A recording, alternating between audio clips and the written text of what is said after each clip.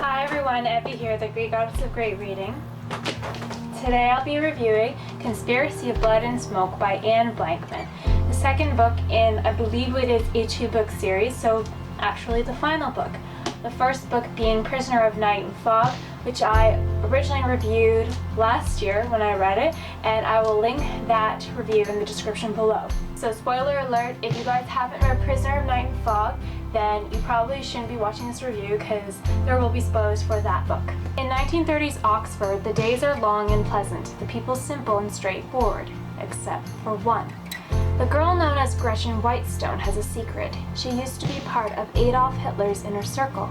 More than a year after she made an enemy of her old family friend and fled Munich, she lives with a kindly English family, posing as an ordinary German immigrant, and is preparing to graduate from high school. Her love, Daniel Cohen, is a reporter in town. For the first time in her life, Gretchen is content. But then Daniel gets a telegram that sends him back to Germany, and Gretchen's world turns upside down.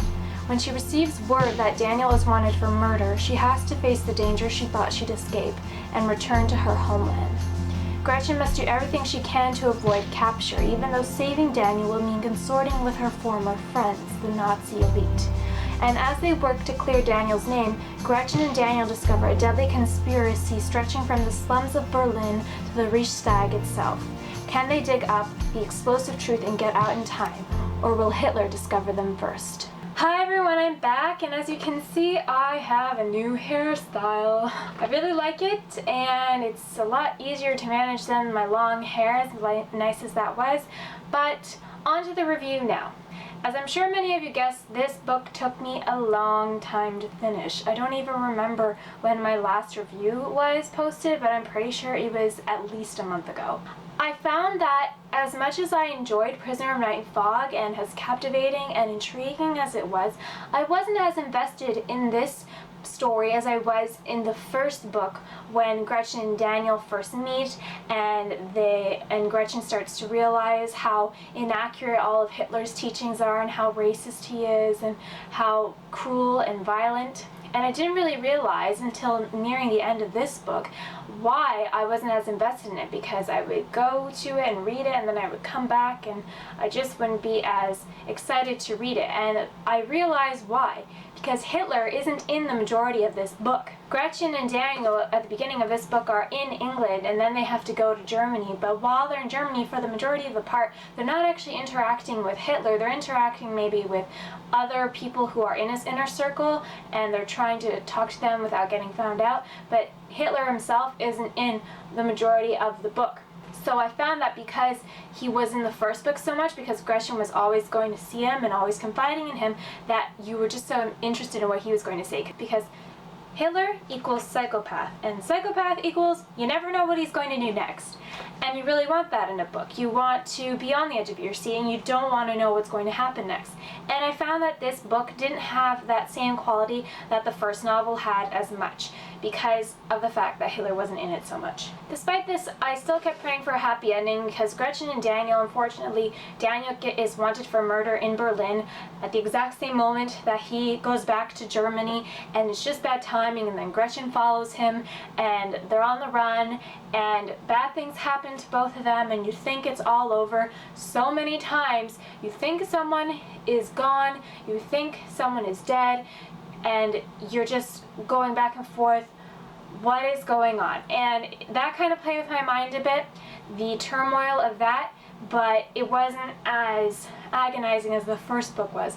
I remember in the first book when Gretchen's brother Reinhardt was so cruel to her, and when he killed her cat, I cried so much. I was so sad that the cat had to die because her brother was crazy. And in this book I didn't find that as much, even though people were still in just as dire situations. I just was not as invested, because Reinhardt and Hitler were very similar. Hitler maybe a bit more controlled, but Gretchen's brother Reinhardt was just as psychotic as Hitler is, in a more uncontrolled, frenzied way. It's kind of weird because I was more interested in the historical notes that were at the end of the book than the actual plot of the book, because the plot is something real that happens during Germany's history, and they just kind of included Gretchen and Daniel into it because they're fictional characters, and they just kind of created a backstory of them trying to figure out the truth and this conspiracy theory. But that I was more interested in when I was reading that, and I finally got to the end of the book. I do like to read all the content in books, and that was something I did read, and I was very interested in it. And I just found it kind of strange that I was more interested in the historical notes than I was in the actual narrative. But while this book wasn't as great for me as the first one was, I do recommend that you pick up A Conspiracy of Blood and Smoke by Anne Blankman just to finish off the series and tie it off, because at the end of Prisoner of Night and Fog, you kind of think it's over. Like, it could be over. They could just leave and go to England and not come back. But they didn't, and that's what this book is about. And in retrospect, it almost seems unnecessary, but Anne Blankman wanted to make another novel with these characters because I guess she liked them so much, and this is their story, and it concludes, I believe, in this one, because I haven't heard of another book coming out in this series specifically. So if you do want to finish off the series or start the series, because the first book is really good, and maybe you'll have a different opinion than me, some people do, some people don't. You have to find out to see for yourself. So to keep up with my reading, if you guys are following along, I'm done now, Conspiracy of Blood and Smoke, and what I'm reading now is Why Not Me by Mindy Kaling. Last year, her first autobiography is Everyone Hang Out Without Me or something like that, and Other Concerns. That was my #1 book of 2014, so we'll see if this is my #1 book of 2015. I have a feeling it might be. She's pretty hilarious, and she's the only person I like to read their biographies by, or their autobiographies. I'm just not interested in nonfiction, but this book and her previous autobiography are the only two nonfiction books that I have read in the past 2 years. So I have a feeling it will make quite high on the list, if not #1. So if you guys want to read along with me, Why Not Me by Mindy Kaling. Thanks for watching, guys. My Twitter and my website are linked in my bio below if you guys want to follow along. Hit subscribe if you guys want to see more videos by me. I'm Evie, the Greek goddess of great reading, and until next time, guys, keep reading.